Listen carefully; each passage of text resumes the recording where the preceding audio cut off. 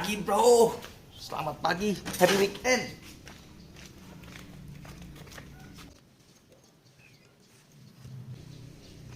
Hari libur itu, nah kita main sama burung guys. Kita berikan olahraga ke burung.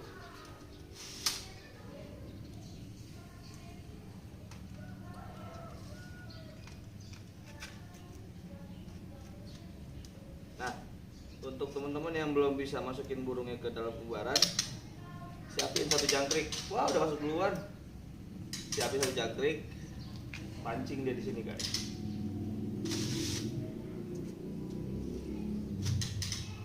Oke.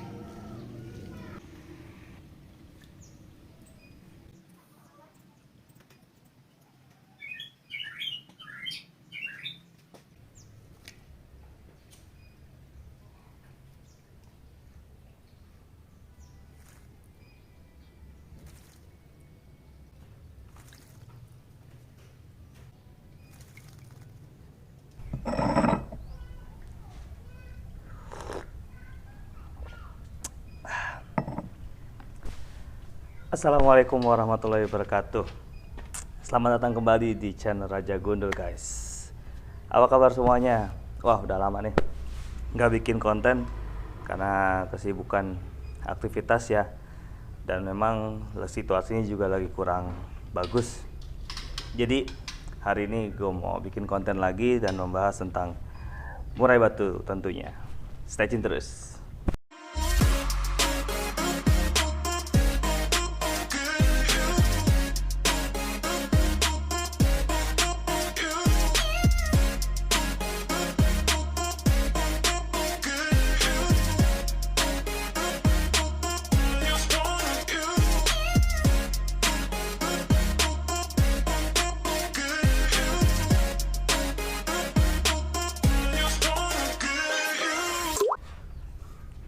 Oke guys, jadi hari ini gue pengen bahas tentang Katuranggan yang dimana masih dijadikan patokan untuk memilih murai batu yang bagus, yang berprospek, yang punya karakter yang memang dibilang dan dipercaya ya oleh kalangan-kalangan pencinta murai batu ya, khususnya pemain pemula nih.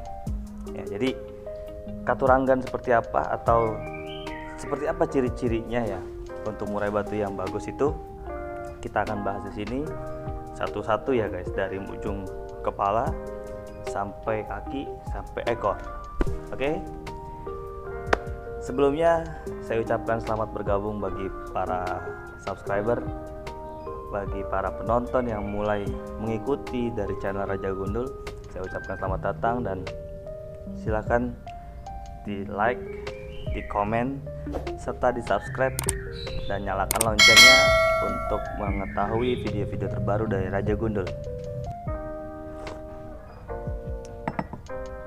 Oke guys, ciri-ciri yang pertama ya, dan ini memang ciri-ciri yang sudah dipakai dari abad ke abad, dari zaman ke zaman sampai mungkin detik ini ya guys. Walaupun sekarang banyak karakter-karakter yang diciptakan yang mungkin sudah tidak original lagi ya, seperti panda,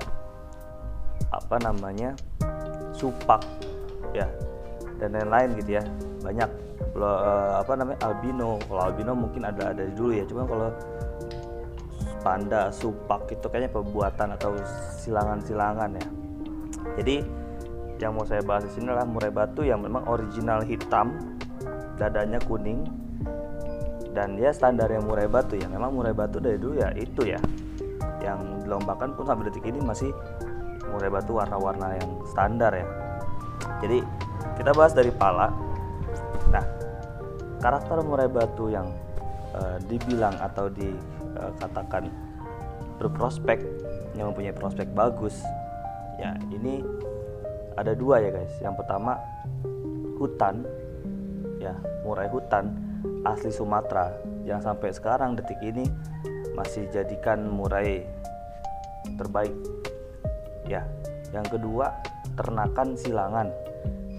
Nah, silangan ini juga dibilang silangan yang nggak sembarangan ya. Silangan memang dari benar-benar juara, lalu disilangkan sama betina yang bagus gitu, yang punya body bagus, ekor bagus gitu ya, karakternya juga dari betina sendiri, indukannya juga indukan yang bagus gitu ya. Nah, jadi pemilihan pertama adalah mungkin teman-teman harus milih dua karakter itu dulu sebelum masuk ke kategori ya, hutan Medan Sumatera khususnya, lalu silangan yang juga silangan terah baik ya, terah bagus.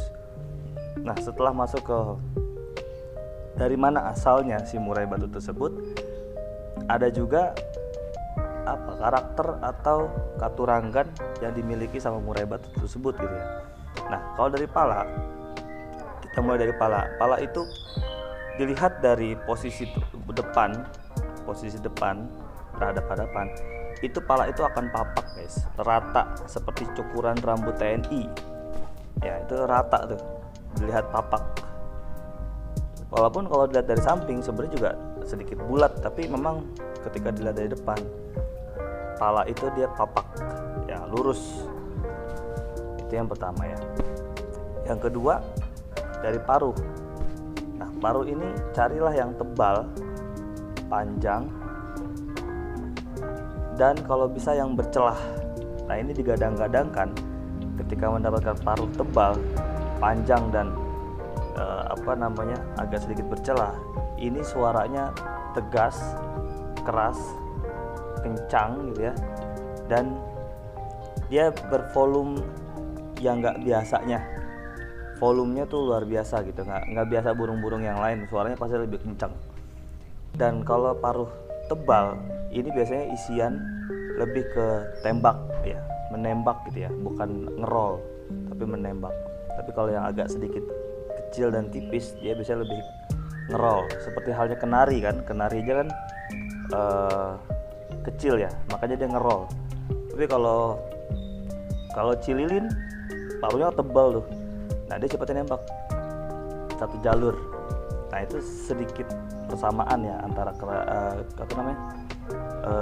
paruh kenari dan paruhnya cililin. Nah, itu logikanya ya. Yang kedua mata, yang ketiga mata. Yang berikutnya ya, mata. Nah, mata ini cari yang memang besar, bulok gitu ya. Dan kalau kita tuh menggambarkan seperti mau keluar gitu, mau copot.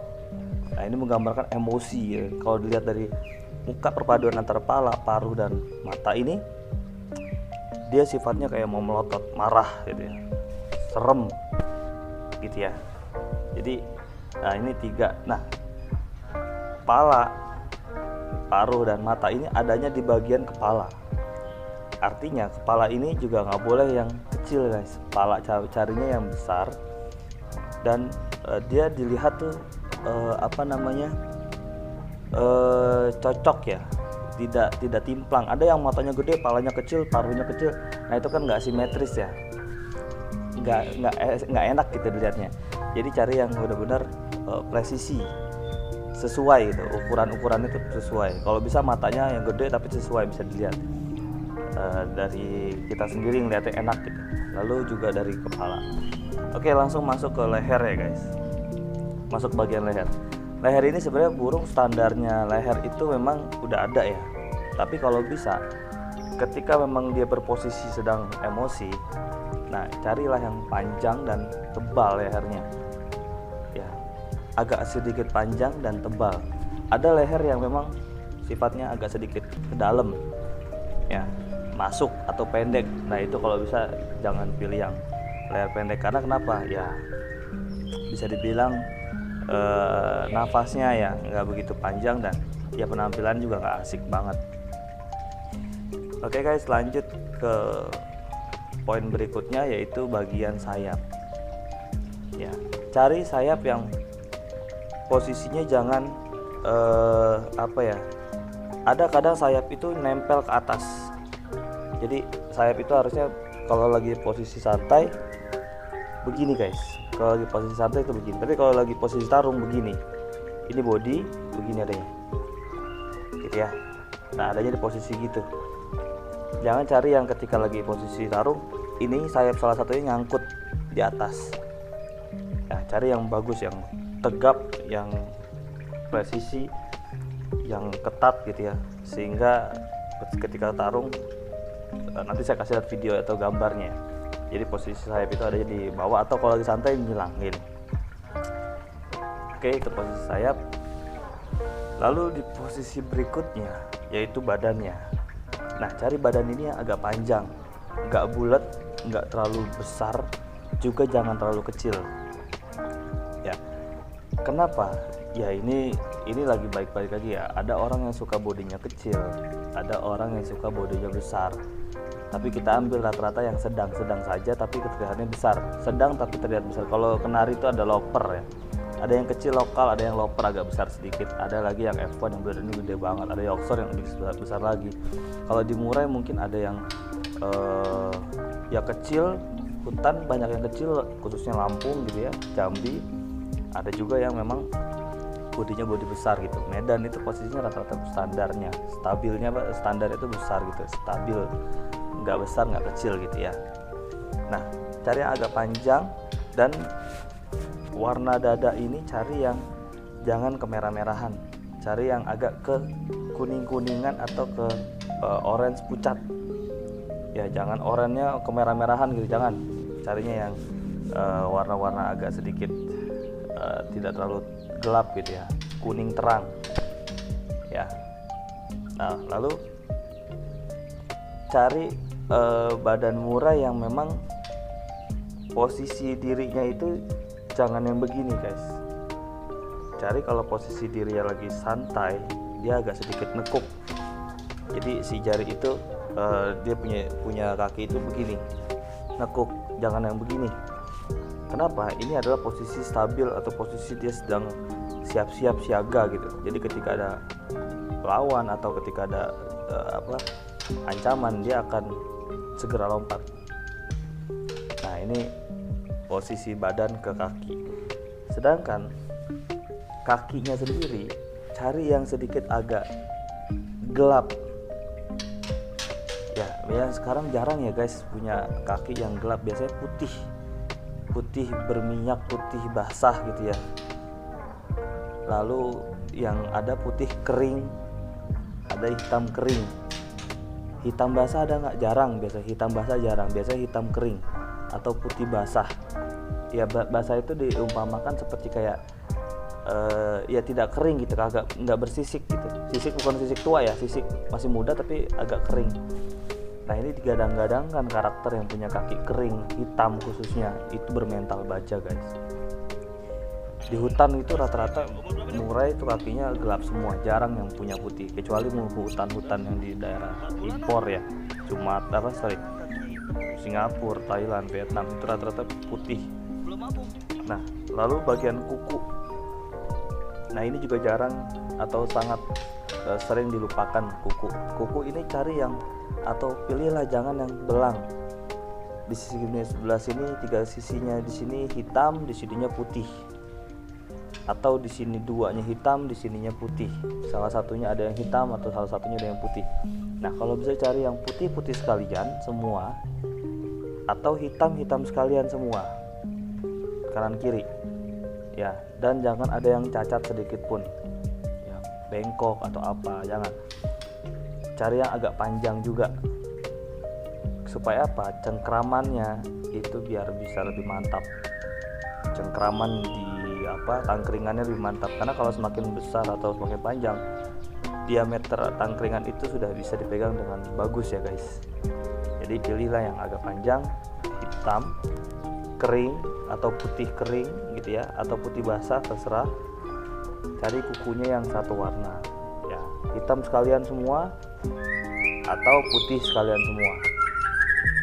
Oke guys. Nah, yang terakhir ini adalah di bagian ekor. Sebelumnya kita ngopi dulu.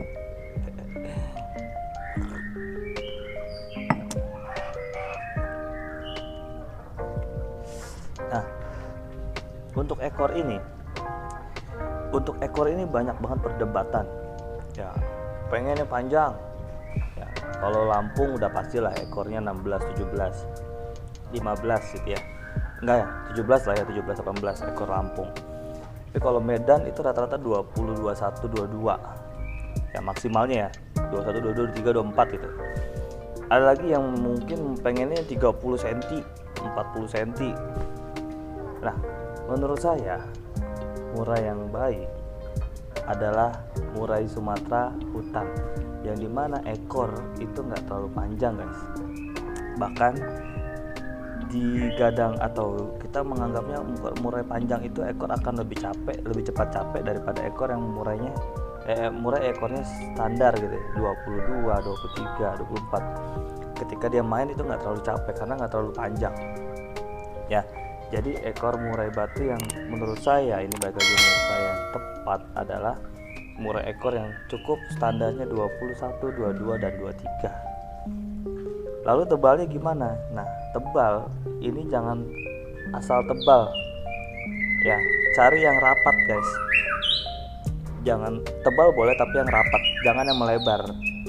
Karena kalau ada yang melebar itu ya saya sih belum pernah dapat ya. Cuma kalau yang rapat itu dia punya emosi stabil ya, emosi untuk fighter itu stabil dan dia nggak manja. Kalau yang lebar kan suka tuh yang gini-gini gitu ya. Nah itu dia manja guys, kenalnya manja. Jadi kalau kita kasih makan bawa ke bawah, cepuk dia cek gitu. Pernah kan teman-teman ngerasain gitu kan? Nah itu dia memanja atau sedikit lebih manja, atau nggak stabil lah emosinya, atau faktornya kurang.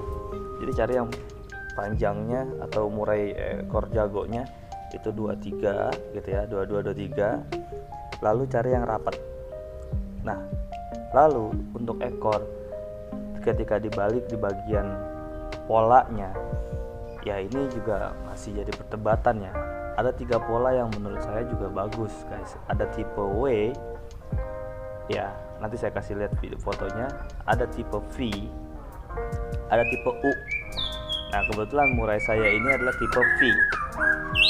Jadi memang 2 karakter ini yang menurut saya yang terbaik ya. Pola ekor putihnya itu ada 2 karakter menurut saya bagus, yaitu adalah U, yang U gitu ya, yang U sama yang V. Nah kalau W ini udah campuran ya, impor itu udah banyak kan W. Jadi kalau saya yang V dan yang U, nanti saya kasih lihat fotonya ya untuk teman-teman jadikan referensi. Lalu kalau murai hitam gimana? Ekor hitam ya nggak apa-apa, kalau teman-teman suka ekor hitam nggak apa-apa. Tapi kalau saya memang lebih suka pola ya, atau balak sekaligus lah. Nah balak itu masih oke. Yang terakhir adalah cari murai yang aktif. Yang aktif guys, jangan yang diem.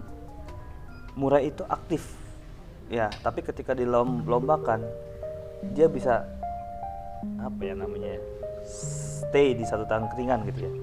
Jarang sih, tapi ya carilah yang aktif dulu, jangan yang diem. Karena kalau diem itu murai kelihatan kayak sakit gitu ya. Jadi kalau aktif tuh enak, aktif dan tidak manja ya, tidak ngelowo ya. Ya paling itu aja guys yang bisa saya sampaikan ya. Ini video video ini adalah menurut saya pribadi, menurut pengalaman saya pribadi, dan apa yang saya percayai ya.